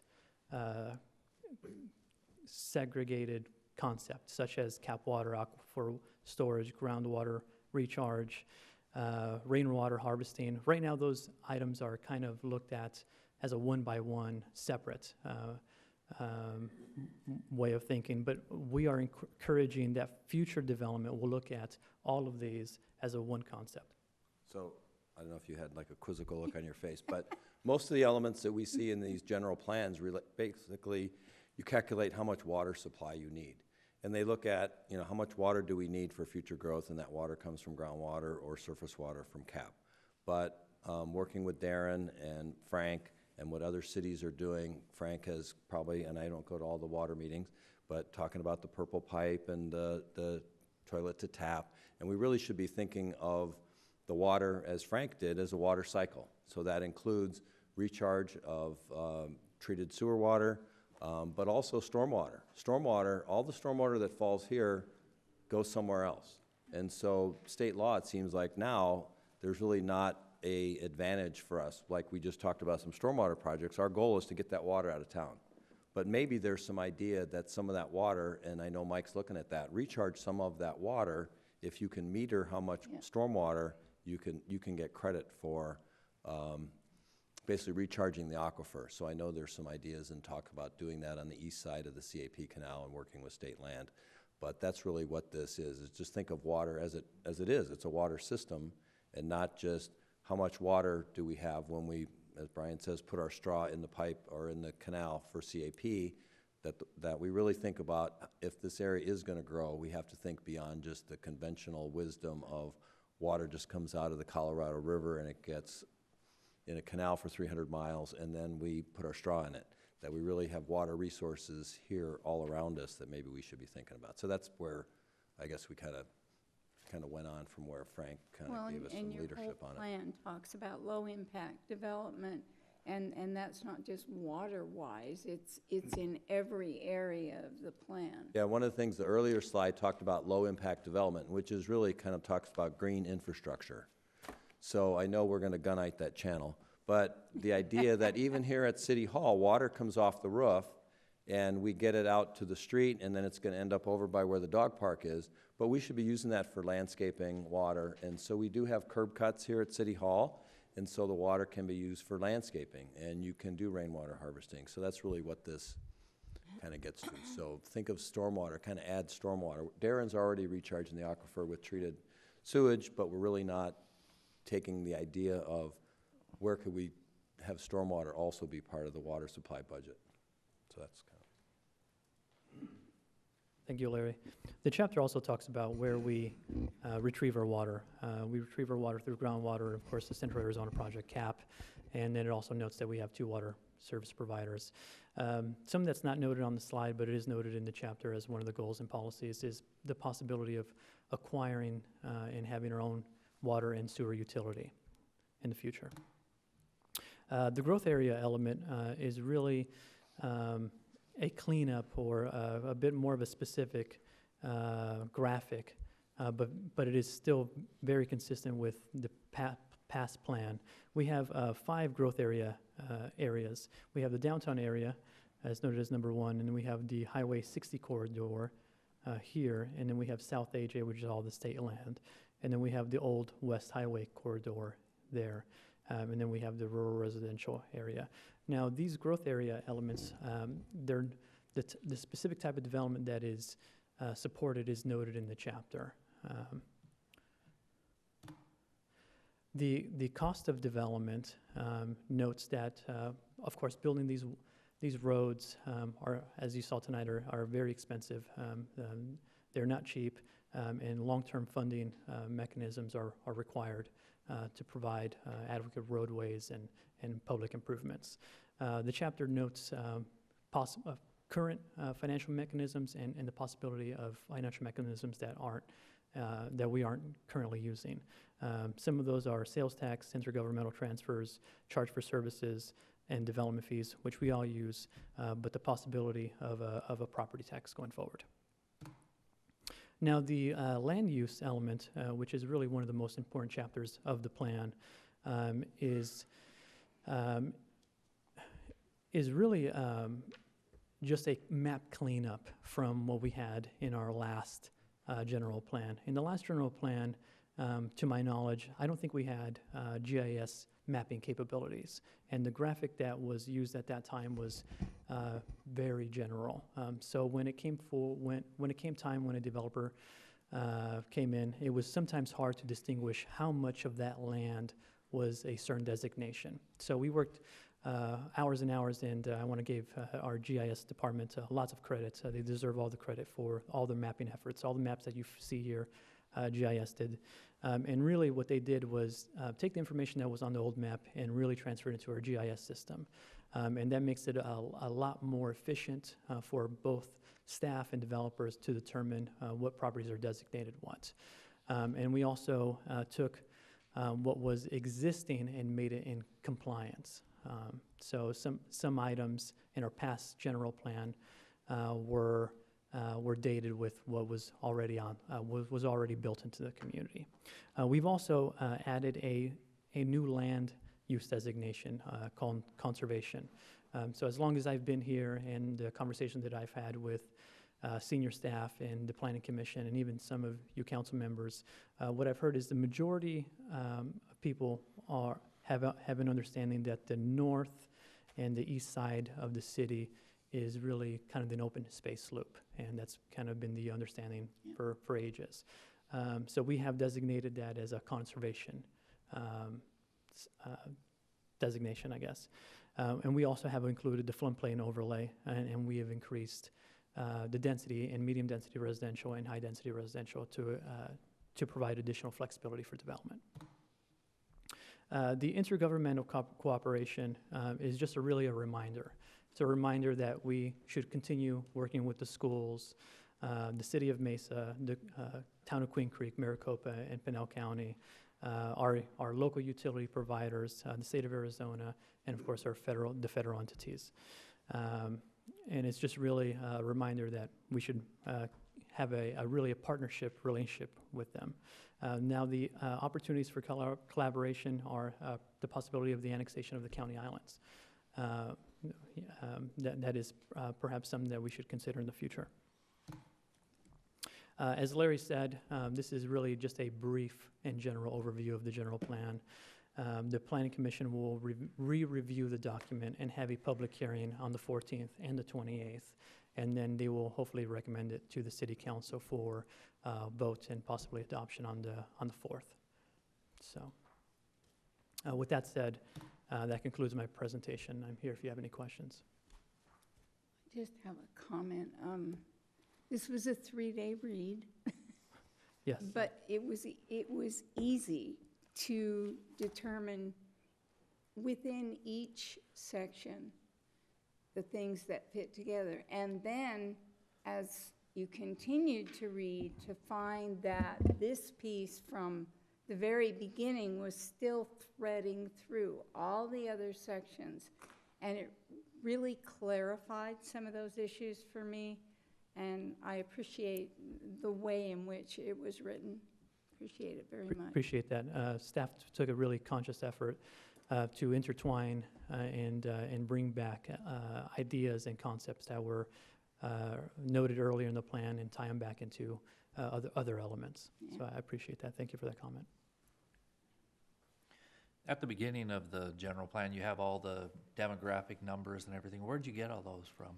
So the majority of that information was taken from the U.S. Census Bureau, and then part of the U.S. Census Bureau, they have a community survey, American Community Survey, yeah. And that data was taken from there. Mm-hmm. Yeah. So just a comment. It's very. I agree with Councilmember Barker on how it took a long time to read it because it's very comprehensive, but it was flowed well. It was easy to start from the beginning and then, like she says, thread your way through it and everything. But I just want to say the demographic numbers, the education, the population, the age, the income levels and all this is very, it's a telling sign of what we're trying to do here is to improve the quality of life for our citizens and to improve the community as a whole, but yet keep a lot of the policies and the goals and everything reiterate our desire to keep our heritage intact and just move the city forward in keeping our ancestry, our heritage and everything in place. And I think it was well put together. Thank you, Councilmember. Okay, thank you. Thank you. Thanks, Sydney. Well done. Now possible direction to staff on amending the zoning regulations to allow cargo containers in zoning districts other than RS-GR and lots smaller than an acre and a quarter. Larry. Again, Mayor, Council, Larry Kurtz, Director of Development Services. So we have been here twice, I believe, to discuss in general the current zoning regulations with regard to cargo containers. So I believe we had a work session, 2 work sessions, I think, on it over the last, I think, in October and November. So really it kind of boils down to only well, actually 2 slides, but another slide. So there's no long presentation. Again, cargo containers are currently permitted only in the RSGR zoning and only if you have an acre and a quarter. So we do have some lots that are zoned RSGR, but they don't have an acre and a quarter. They historically never had an acre and a quarter. So you have to have, if you meet those 2 tests, you can apply and get a cargo container. So coming up with some ideas for direction back to staff, if you so choose to. One would be to not choose direction, just to leave the current provisions in place. They were heavily debated in 2014. They actually were not going to be allowed, and then the council decided to allow them. And so has that been long enough to test to see if they're working since 2014? We could bring it back for one more discussion session if you want to get into some other detail. One option is to direct the Planning and Zoning Commission to come back with recommended changes, or you could just direct staff to go draft some legislation. And then while I was sitting here, I was thinking an option that I forgot to list was we do allow the public to make an application, pay an application fee, draft their own language, and propose their own language to the city. So an applicant, we did that a couple years ago with the wireless communications. So the wireless providers said, hey, you don't allow us in the recreational vehicle zoning. And we found a great spot in an RV park, and so we want to amend your code. So one option is for applicants to come in and pay a fee. They draft language. They propose the language to the Planning and Zoning Commission. They review it. They may accept it, revise it, and then it would make a recommendation. So that is a 5th item. Maybe there would be a 6th one if I haven't thought of one. But there's the opportunity for the general public to come in and say, hey, we'd like to amend your code. So I'll sit down and you folks can discuss it. So P&Z, we never know what their workload is. They do a lot, as we can see by them going over what we just spoke about. That would be an easy way out, to just put it in their lap and have them come up with something, but Bryant and Joel, I don't really know what their workload is if they... Larry could speak to the workload, but yeah. Well, the major project is to amend the code. So it was changed in 2014. We made some feeble attempts to work on the sign code because of the Town of Gilbert case, and that we did make the changes to the wireless code, but there are other changes we'd like to make. We've had some changes with medical marijuana. We might want to prepare ourselves if that ever gets legalized. There's some changes there. The group home section, I think, needs some work so that we can meet the Fair Housing Act and the Americans with Disabilities. So there are changes, is my point.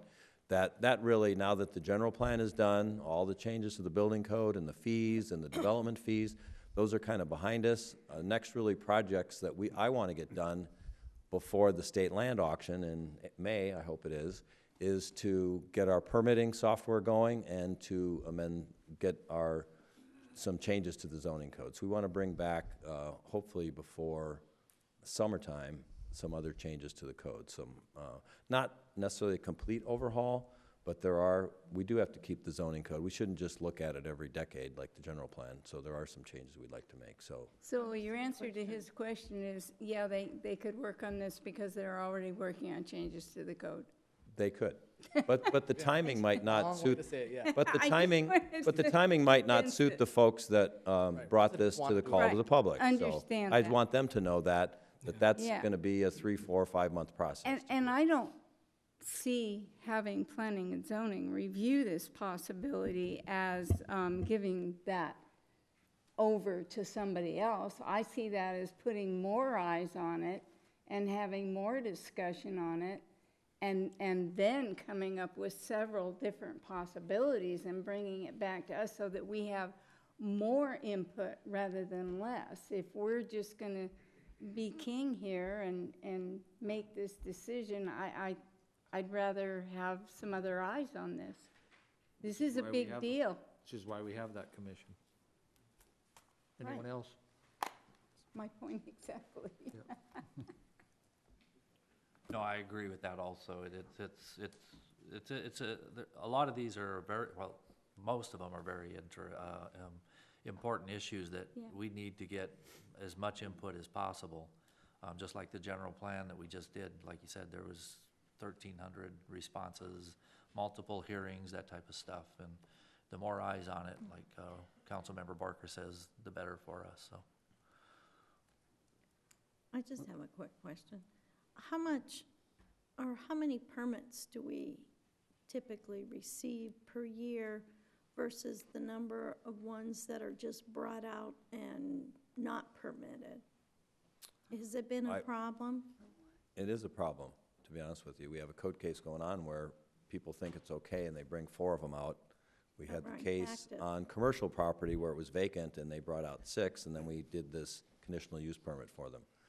So I would say 8 to 10 a year permits, but we probably have that many code cases going on too, Right. where people, That are not even bothering with the they're not permit bothering problem. because they go buy it and then they find out, oh, I gotta paint it, I gotta landscape it, I gotta get a permit. So it does, if you open this up to more zoning districts or lot sizes, then it's gonna be even a larger, again, that's at your discretion, that's what the Plan Commission can work on, but I can tell you right now that we spend a lot of time where people, we're actually getting 4 press releases, working with Al, and we're gonna be talking about you'll be reading in the papers about roosters, you're gonna be reading about sleeping and living in RVs and living in tents in your backyard, so we're trying to do some public awareness. Good. Cargo containers was perhaps on maybe the 5th one, where people just don't realize you go buy one of these things and they show up, and then the neighbor calls and says, you know, what is this thing in my neighbor's backyard? Yeah, we have a motel back there now. Yeah. And so, again, I think they do have some practical use, but again, I think you want to think through how it's going to be administered. So Chip, it's- I'd like to hear your thoughts, since a lot of the horse community Yeah. uses these. And one of the things is, you know, that is very, I'll say, prevalent in the use of them is that they are very secure. They're very, I will say, tight to the aspects that you can use them for storing even Hay. feed and hay, and keep it dry, which is very important for your livestock. And I myself was basically on the, I'll say, misconception. I thought if you had a RSGR zoned property, even though it was not an acre and a quarter, because of it being in the RSGR area, you were allowed to have one. And when we voted on it, I was on that assumption, not realizing that we created the magic number of an acre and a quarter only. And it is, I'm going to say, very helpful for the, for security. You know, the cheapest thing that you can buy is the horse. All the other material that you purchase for that animal costs quite a little bit of money. And yes, storing them in a shed made out of aluminum siding. If somebody knows what's in there, you can get in there so easy, and you can get them out. And of course, it's something that people have gone to more secure facilities to store their tack and everything. And this is one of them that basically you have to have a torch to get into it. And someone's seen a torch cutting on the side of I'll say even a shed or whatever, you're going to look and say, well, what the heck's this guy cutting into it for? So I can see, and I think it's very important that we do address it, especially for I'll say the smaller sized lots that are in the RSGR.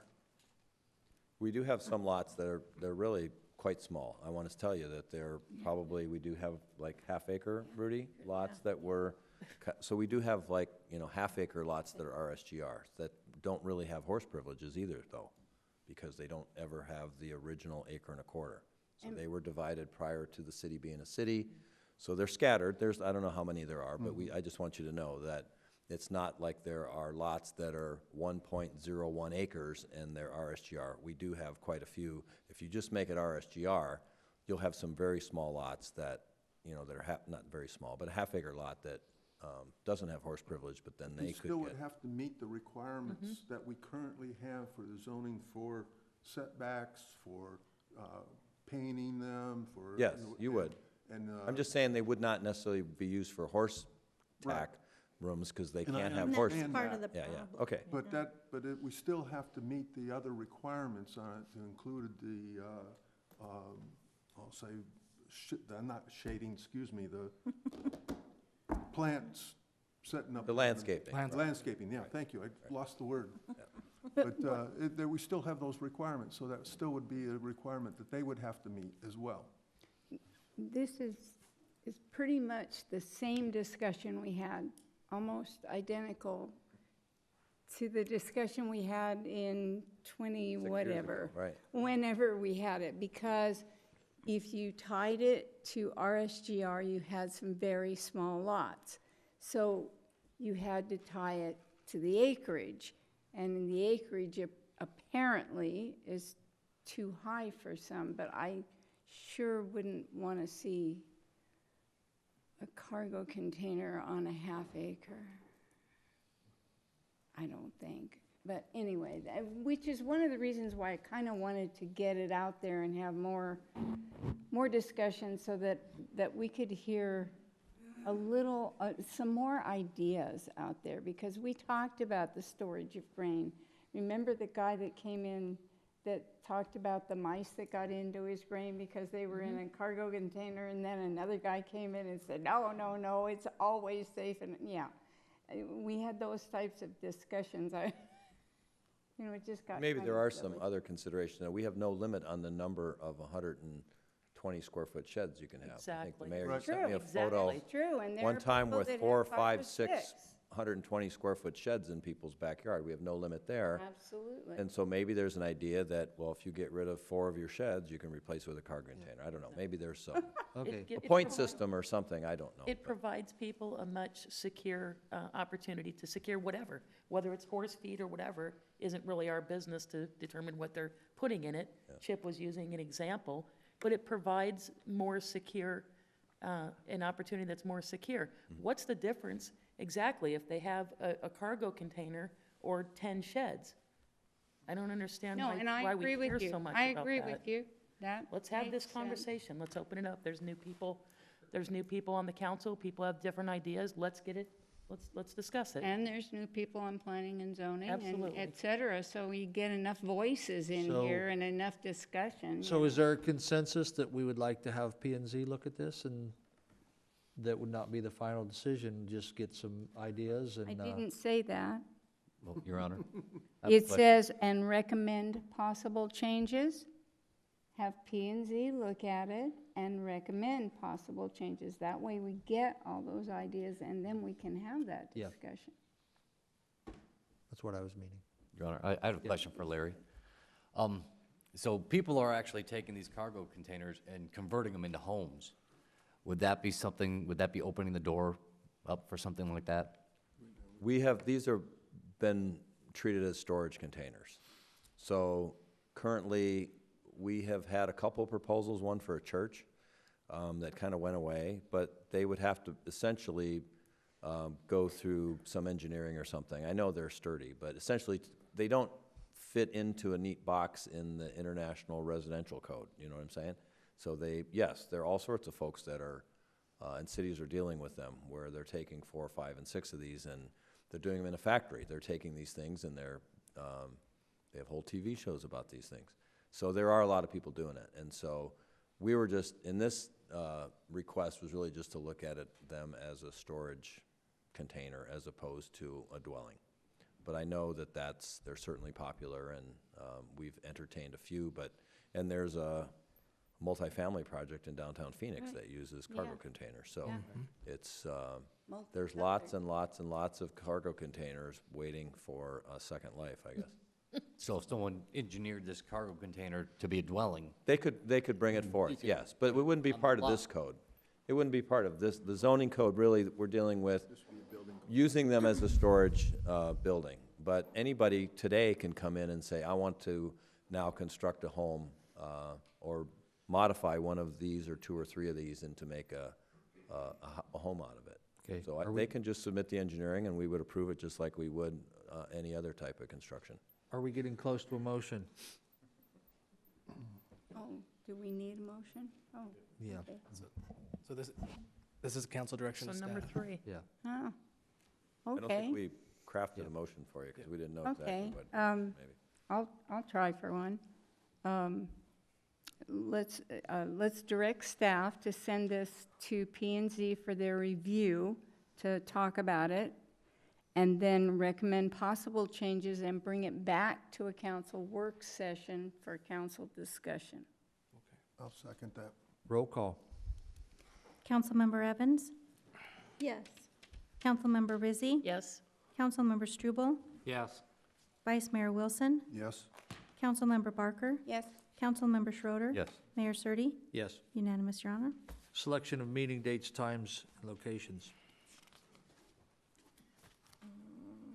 I don't have mine open. Okay, Your Honor, I move that an executive session at 6 PM and a work session at 7 PM for Monday, January 20th, 2020 is canceled in honor of Civil Rights Day.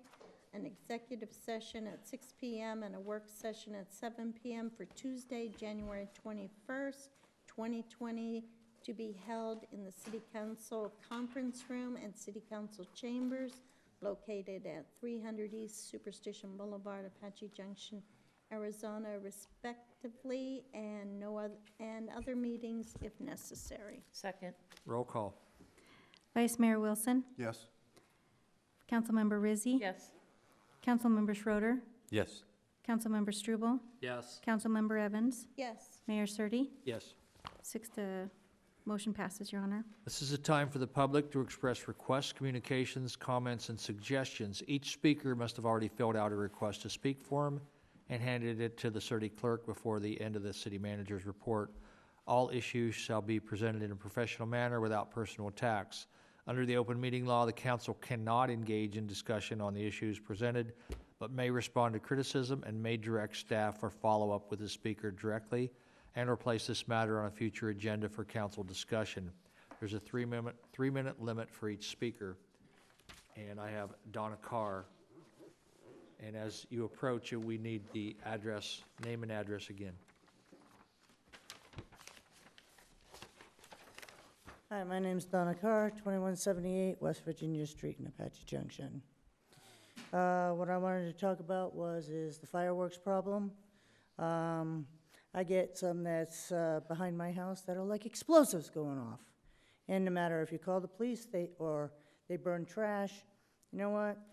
They hear them coming, they take off. The other thing I wanted to talk about is the water runoff problem. On Delaware, between University and the Trail, it took them over a year to do that part of the road, and it still floods.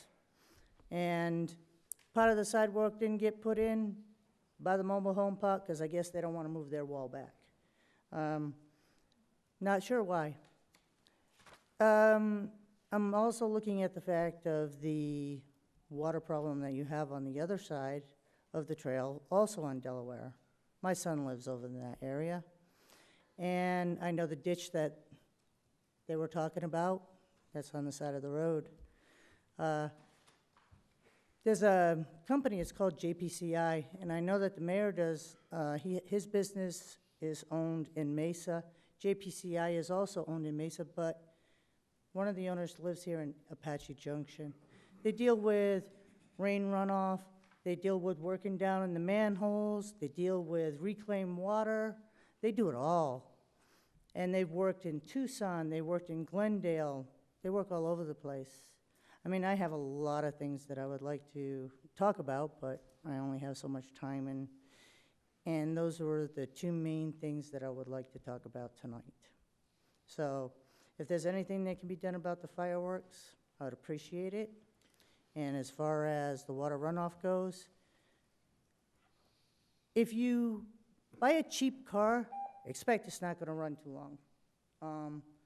If you pay a little bit more money, you might get something that's going to last a little bit longer. And that's the same thing that goes for the roads and taking care of them. And I would like to say, even though Doug Coleman has already left, he's a good guy, and he actually treats you like a person. I know him when he was a representative. And Tom Kelly, he also treats you like a person. He's a good guy. And thank you for your time. Kitty Carlisle.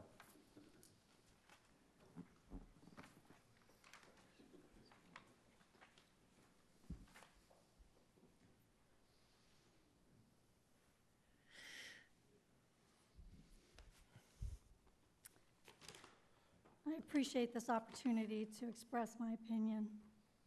Can we get your address? Oh, sorry. 1929 South Moreno Drive.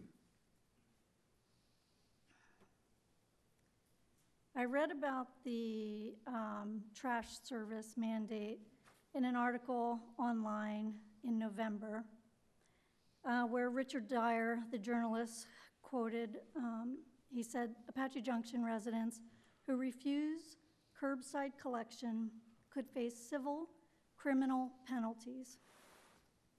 The penalties members of Apache Junction's city council mentioned in that article are listed at anywhere from $350 to $2,500, depending on which criminal violation residents are being cited for. The article mentions cities in California actually placing liens on personal property for those residents not in compliance with their respective city's required waste collection service.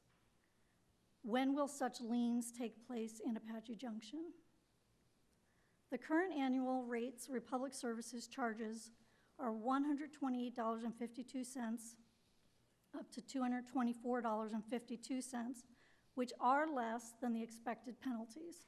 In fact, as AJ Development Services Director Larry Kirch is quoted in the article, it would be easier to pay the estimated $128.52 a year for trash service than to not have it and be fined $350. I do not generate enough trash to warrant paying for garbage service. I put the small amount of waste and recyclables my household does generate into my neighbor's garbage bin. We are both single mothers on a very limited budget and share the quarterly cost of trash service, even though a week or two could pass until we have filled her bin at least half full to even merit placing it curbside for pickup. But the city prohibits the sharing of that service, meaning budget-restricted neighbors cannot share their bins, causing financial hardships on some of us. The city's only option for those who don't generate much trash, according to their website, is to place their trash bin out fewer times. There's an option for seasonal residents to place a once annual hold on trash services, but no option for those who simply do not generate enough waste year-round to opt out of this mandated service. What if those bins are placed curbside only once a month if there's no trash to put in the bin? Will I be penalized for that? Or should I simply roll my empty, useless garbage can to the street every week so I do not lose my home? And I've worked diligently for the past 20 years or so to minimize my carbon footprint with the goal of living as close to a zero-waste household as possible. Is that it? Okay, you have to stop. Thank you. Thomas Foster. Okay. Jerry Foster.